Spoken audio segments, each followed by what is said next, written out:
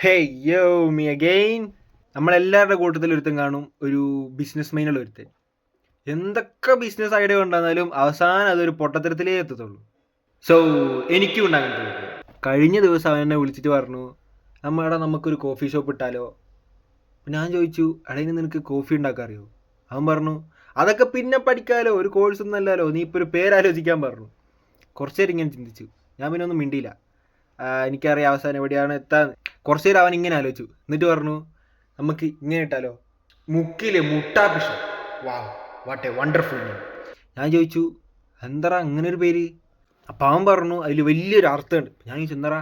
അവൻ പറഞ്ഞു, ഈ മുക്കിലെ മുട്ടാപ്പി ഷോപ്പിൻ്റെ മുക്കിൽ എന്ന് പറഞ്ഞത് ഈ ഷോപ്പ് ഇരിക്കുന്നത് നമ്മുടെ മുക്കിൽ, ഈ മുട്ടാപ്പി എന്ന് പറയുന്ന ഒരു കോമ്പിനേഷനാണ്.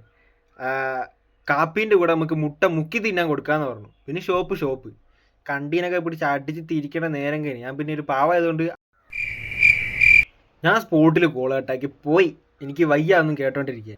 അപ്പം നിങ്ങൾ ഇങ്ങനത്തെ ഫ്രണ്ട്സിനൊക്കെ മെൻഷൻ ചെയ്തിട്ട് പറ, നിനക്കൊന്ന് വയ്യടാന്ന് ചോദിക്കും.